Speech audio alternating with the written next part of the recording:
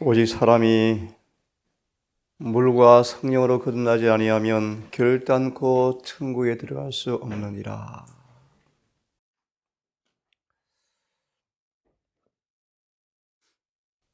죄가 철저하게 회개되어지고 죄가 깨끗이 용서되어지고 그 안에 성령께서 계속 역사하심으로 죄가 남긴 행동과 상처까지 치유되어지는 새롭게 하는 과정을 통하지 않고서는 아무도 하늘에 갈 수 없다고 성경은 분명하게 말씀하셨습니다. 우리 아침 시대의 소망 624페이지를 보면서 다시 그리스도의 십자가를 생각해 보려고 합니다. 624페이지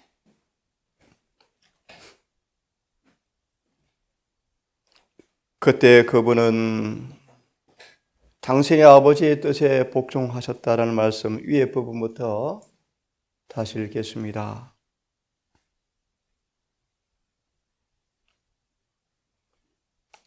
뵙습니까? 그때 그분은부터 둘, 넷, 여섯, 위로부터 한 8번째 줄쯤부터 읽습니다. 그분이 하나님에게서 버림받은 것처럼 보이고 그 징벌을 받아 하나님께 맞으며 고난을 당한다고 모두가 생각할 그때 버림받은 순간에 가는 생각으로 움츠려 들었다. 그분은 사람들 앞에 드러나 극악한 죄수 취급을 받으며 수치스럽고 모욕적인 죽음을 당하실 일 때문에 위축되셨다. 예수님은 흑암의 세력과의 투쟁에 대한 예감과 인간의 범죄로 인한 무서운 죄짐에 대한 생각과 그리고 죄로 인한 아버지의 분노로 의기가 꺾이셨다. 저상하셨으며 그분의 얼굴에는 죽음의 창백함이 서려 있었다. 하지만 그때 그분은 당신의 아버지의 뜻에 복종하셨다. 그분은 내가 이를 위하여 이때에 왔나이다. 아버지여 아버지 이름을 영광스럽게 하옵소서라고 말씀하셨다. 사단의 나라는 그리스도의 죽음을 통하여서만 정복할 수가 있었다. 사탄의 나라는 그리스도의 죽음을 통하여서만 정복할 수가 있었다. 인간은 오직 이 방법으로만 구속받을 수가 있었고 하나님께서는 영광을 받으실 것이었다. 예수께서는 그 고뇌에 동의하였으며 그 희생을 받아들이셨다. 하늘의 임금께서 죄의 짐을 지는 자로서 고통을 받기로 동의하셨다. 아버지여, 아버지 이름을 영광스럽게 하옵소서라고 그분은 말씀하셨다. 그리스도께서 이 말씀을 하실 때 그분의 머리 위에 떠돌던 구름 속에서 한 응답이 나왔다. 네가 이미 영광스럽게 하였고 또다시 영광스럽게 하리라. 말 그 위로부터 이 말씀이 들릴 때까지 그리스도의 전 생애는 하나님을 영광스럽게 하였다. 다가오는 시련 가운데서 그분은 신성과 인생의 고통으로 인하여 참으로 아버지의 이름을 영광스럽게 하실 것이었다. 그 음성이 들렸을 때 구름 속에서 빛이 투사되어서 그리스도를 둘렀는데 마치 무한한 능력의 팔이 불꽃의 장벽처럼 그분의 주위를 두른 것처럼 보였다. 백성들은 두려움과 놀라움으로 이 장면을 바라보았다. 아무도 감히 말하지 못하였다. 입을 다물고 숨을 죽인 채 모든 사람의 눈길은 예수께 고정시키고 서 있었다. 하늘 아버지께서 증언하실 때 구름은 하늘로 솟아올랐다가 흩어졌다. 당분간 아버지와 아들 사이의 가시적 교제는 이제 끝났다. 곁에 서들은 무리가 우레가 울었다고 하기도 하고 어떤 사람은 천사가 저에게 말씀하셨다라고 하기도 하였다. 하지만 그때 문의하러 왔던 헬라인들은 구름을 보고 음성을 듣고 그 뜻을 이해하였으며 과연 그분이 하나님의 보내심을 받은 자로서 그들에게 나타나신 바 된 그리스도이심을 헬라인들은 분별하였다. 하나님의 음성은 그분의 봉사 시초의 침례 때 들렸고 베나산에서 들렸고 이제 그분의 봉사 사업이 거의 맞춰져 갈 때 많은 사람들은 특별한 환경 아래에서 세 번째 하나님의 음성을 들었다. 이는 내 사랑하는 아들이여 내 기뻐하는 자라. 라는 음성을 침례 시에 변화산에서 이제 성전 바깥들에서 세 번째 음성이 들려옵니다. 놀라운 사실은 헬라인들이 이 말씀을 이해합니다.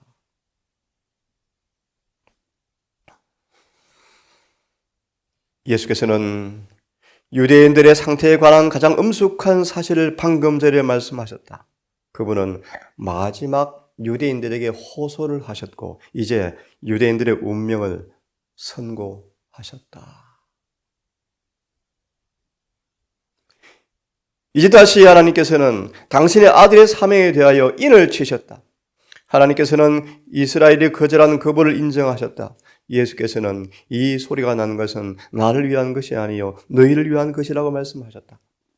이것은 그분께서 메시아가 되신다는 더할 나위 없는 증거였고 예수님의 말씀은 진리요 그분은 하나님의 아들이시라는 사실에 대하여 아버지께서 주신 징표였다. 그 다음까지만 읽습니다. 그래서 계속 말씀하셨다. 이제 이 세상에 심판이 이르렀으니 세상 임금이 쫓겨나리라. 네가 땅에서 높이 들리면 모든 사람을 내게로 이끌겠노라고 하시니 이렇게 말씀하시면 자기가 어떠한 죽음으로 죽음을 당할 것을 보이심이라. 이것은 세계의 위기였다. 만일 내가 사람들의 죄를 위한 화목제물이 된다면 세계는 밝아질 것이었다. 사람들의 심령을 붙들고 있는 사탄의 속박은 깨질 것이며 훼손된 하나님의 형상이 인간에게 회복될 것이며 믿는 성도들의 가족은 마침내 하늘집을 상속받게 될 것이다. 이것은 그리스도의 죽음의 결과이다. 구주께서는 당신 앞에 펼쳐진 승리의 장면에 대한 명상에 잠기신다. 그분은 십자가가 그에 따른 모든 공포와 빛나는 영광과 함께 잔인하고 수치스러운 십자가를 바라보신다.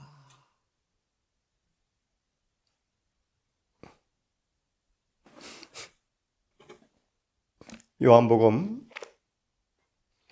3장 14절 17절을 보면서 죽음보다 강한 십자가에 대한 생각을 다시 한번 해보십시다.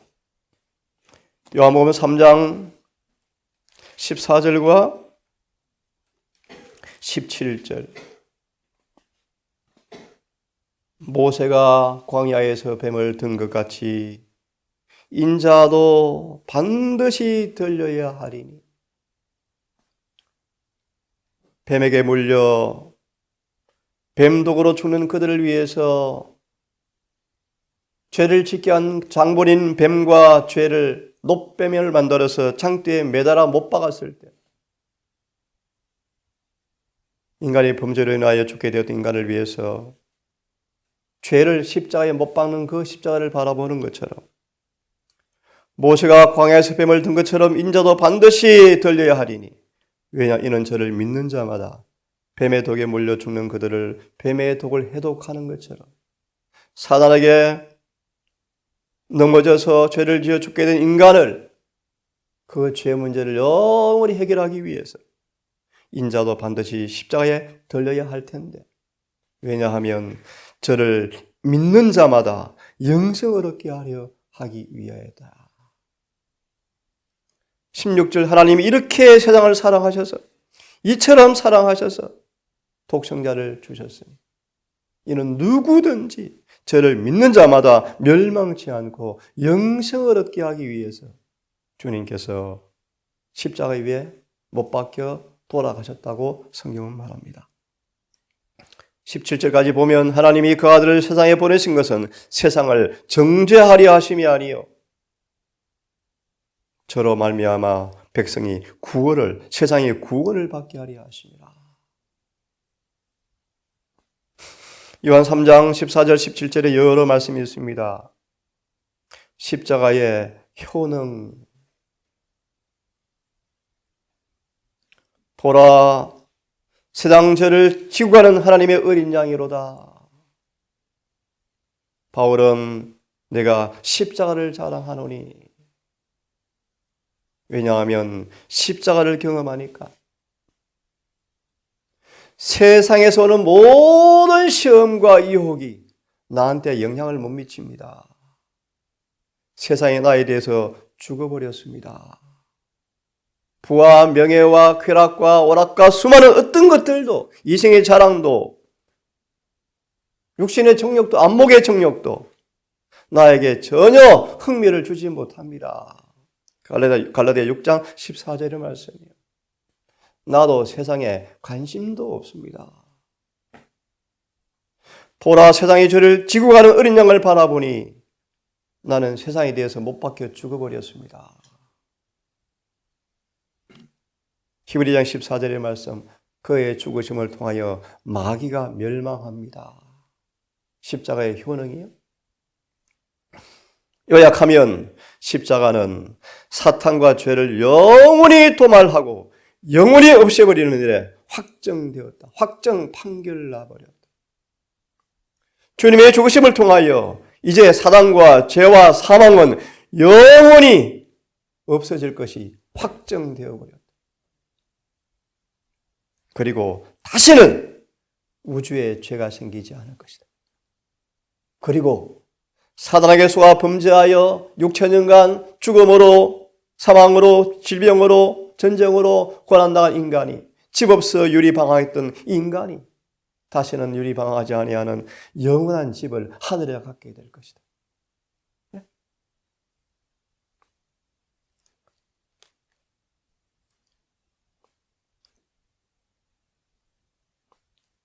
십자가에서 비쳐나오는 빛을 좀 봅니다.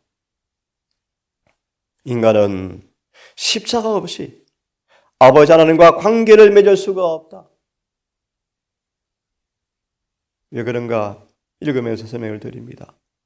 십자가 위에 우리 모든 희망이 걸려있다. 그분의 죽음이 없이는. 좀 이따 자세하게 몇 성경 구절로 말씀을 드립니다. 십자가 때문에 그리스도인들은 정복자의 걸음걸이로 전진할 수 있게 되었다. 누구든지 진 자는 이긴 자의 종이 되는데, 우리가 죄를 범하여 마귀의 종이 되었지만 십자가는 마귀의 종이 된 저들을 해방시켜서 마귀와 싸워서 이기게 해주는 정복자의 걸음걸이를 가능하게 되었다. 어제 말씀처럼 우리가 십자가를 지면 자아는 뿌리째 잘려나갈 것이며, 그렇죠? 사단은 우리를 넘어뜨리게 할 수 없을 거예요. 마저 봅니다. 십자가에서 구주의 사랑의 빛이 흘러나오기 때문이다. 내가 높이 들리면 모든 사람을 내게로 이끌겠노라. 십자가에 나타난 무한한 사랑이 죄와 미신과 우화와 거짓말과 거짓 사상으로 붙잡혀 있는 그들을, 족쇄를 풀어주어서 회개하게 하고 용서받게 하고 거듭나게 하고 순종하게 만들어주니까 십자가는 우리를 정복자의 걸음걸이로 걷게 해준다. 죄인이 십자가로 가까이 나아가 그 위에서 자기를 구원하기 위해서 죽으신 그분을 바라보면 충만한 기쁨으로 기뻐할 수가 있다. 이는 죄가 용서받았기 때문이다. 여러분, 죄 사함 받았는가? 여러분, 죄 용서 받았는가? 수없이 공부하셨죠? 시편 103편 12절. 죄가 용서받았는가? 내 죄가 동이 서에서 먼 것처럼 사라져버렸는가? 용서란 단순히 정죄를 면해주는 정도가 아니고 완전히 죄에서 돌아서게 하는 것이 용서인데 십자가는 그런 용서가 가능하게 되었다. 그래서 너무 기뻐할 수 있다. 죄가 용서받았다. 삭개오가 사뿐사뿐 걸어가는데 마치 구름 위를 나는 것 같았다. 삭개오야 내려오너라. 오늘 내가 너희 집에 가겠다. 오늘 너희 집에 구원이 이르렀구나. 삭개오는 죄가 용서받고 예수님을 지나가는 손님이 아닌 그분의 구주로 마음에 영접하였다. 죄인에게 구원이 이르러 온 것이었다. 누가 1장 77절의 말씀처럼 죄가 사함으로 알게 되어지는 구원. 여러분, 죄가 사하이시였습니까? 십자가는 우리가 기뻐할 까닭은 죄가 십자가에서 용서를 받았기 때문이다. 하나 적용을 드립니다. 그러려면 저와 여러분이 구주와 함께 십자가에 못 박히셔야 합니다.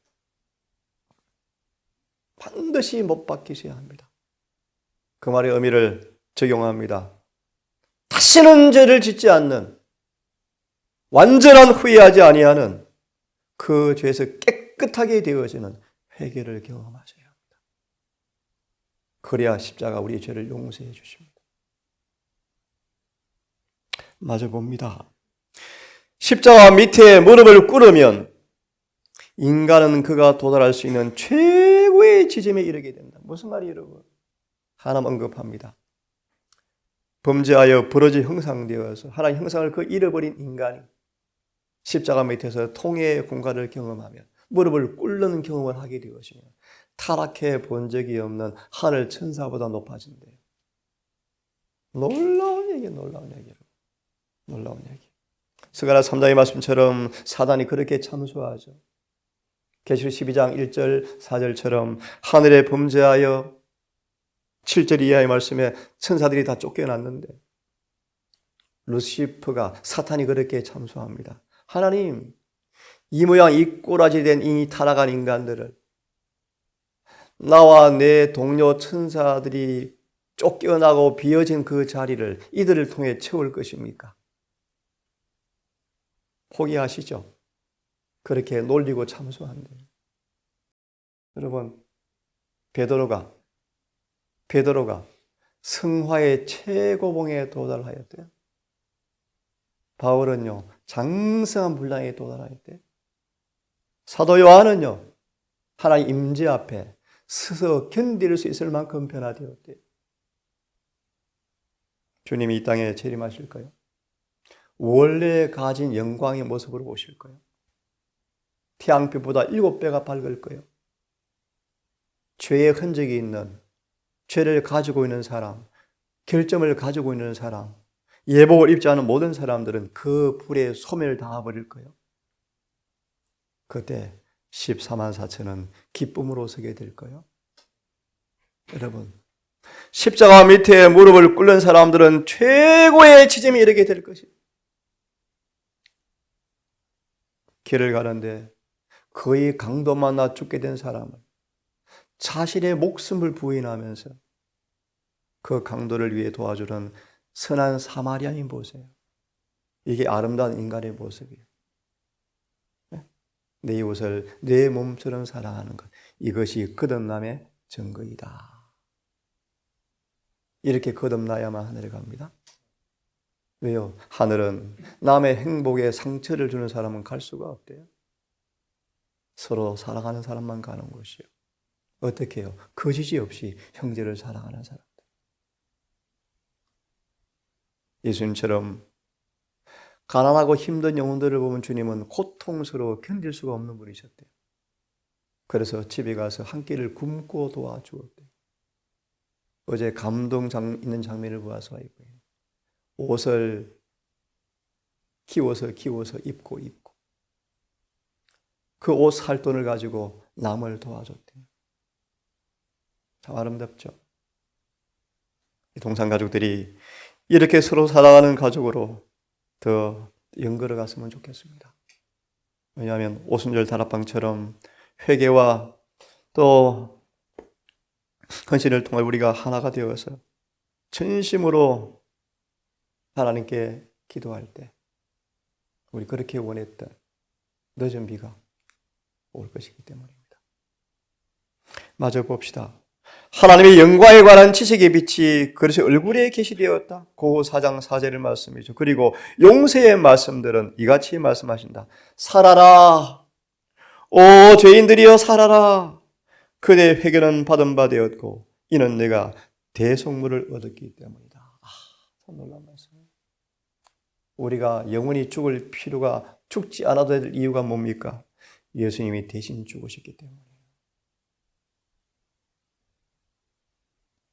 십자가를 통해서 우리는 하늘에 계신 우리 아버지가 무한하시고 영원한 사랑으로 우리를 사랑하시며 길을 잃은 아이를 동정하는 어머니보다 더 큰 동정심을 가지고 우리를 이끌고 계신다는 것을 말해준다. 그러나요?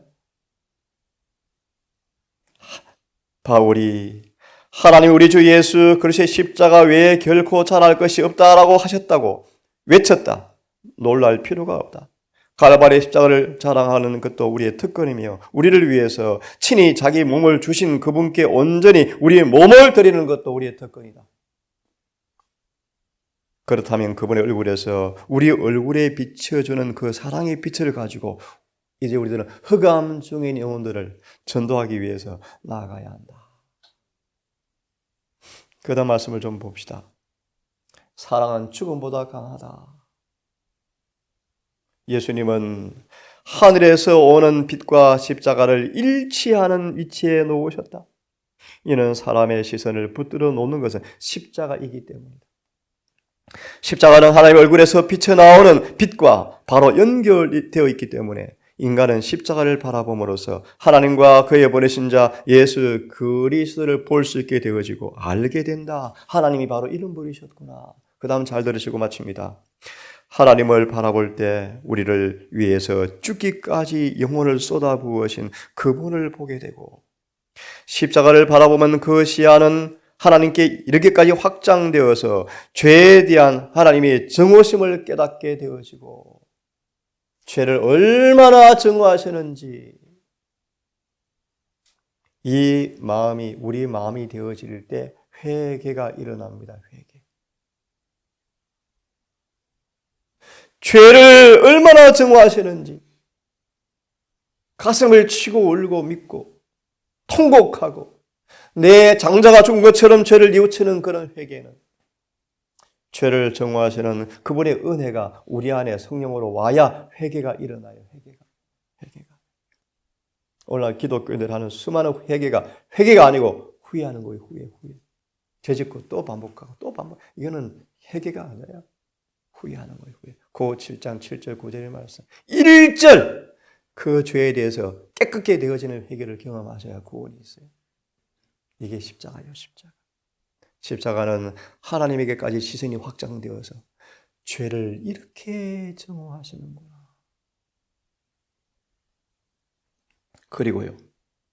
또 죄인들을 이렇게 사랑하시는구나 라는 사실을 보게 되어진다.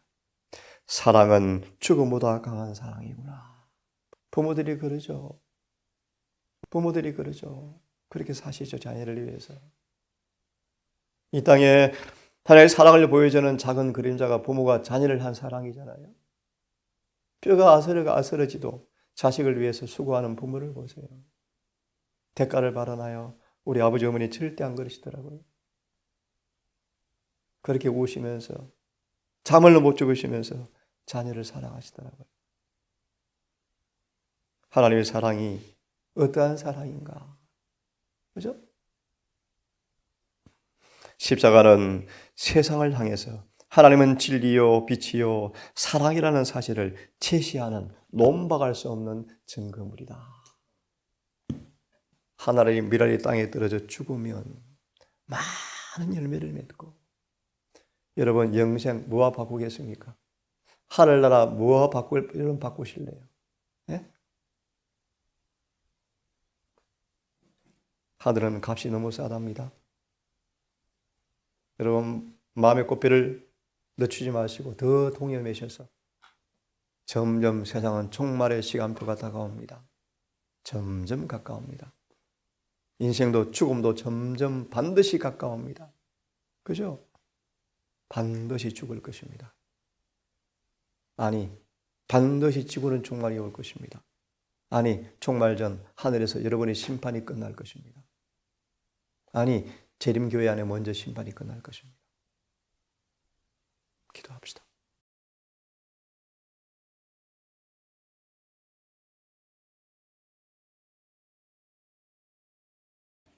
아버지,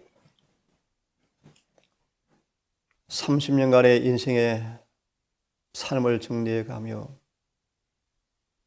죽기 위해서 오신 주님이 이제 십자가 밑으로 걸어가는 시간, 열한 제자는 아웅다웅하며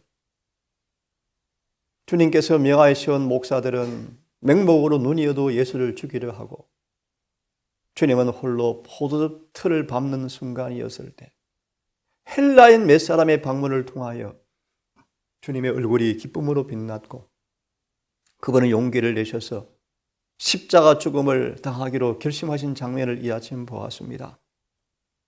십자가의 효능, 주님의 죽음의 효능이 무엇인가를 이 시간 보았습니다. 아버지, 이 십자가의 놀라운 능력이 바울의 간증처럼 우리의 간증이 되고 싶습니다. 갈라디아 6장 14절처럼 내가 십자가를 통하여 세상에 못 박혀 있고 나도 세상에 그러하던 바울의 간증처럼 바울은 어떤 사단의 유혹과 시험에도 밀려나거나 끌려가지도 아니하고 주님의 충성스러운 종이 되어서 십자가를 지고 죽기까지 순교하기까지 봉사하다가 그의 영혼을 하나님께 의탁하였고 주님의 재림의 그날 무덤에서 나와서 우리의 생명을 다시 돌려주시는 주님을 만나는 그 소망으로 마지막 참소형을 당했던 바울을 생각해 봅니다. 아버지, 이 어떠한 사랑인지 구주께 자신을 다 미치도록 바쳐버린 바울의 간증처럼 우리 또한 그리스도의 사랑이 우리를 강건하시는 은혜를 경험하고 싶습니다. 죄가 정오되어지고 죄가 싫어지고 죄를 지키기보다 죽음을 택하는 마음이 우리 마음 되기를 원합니다.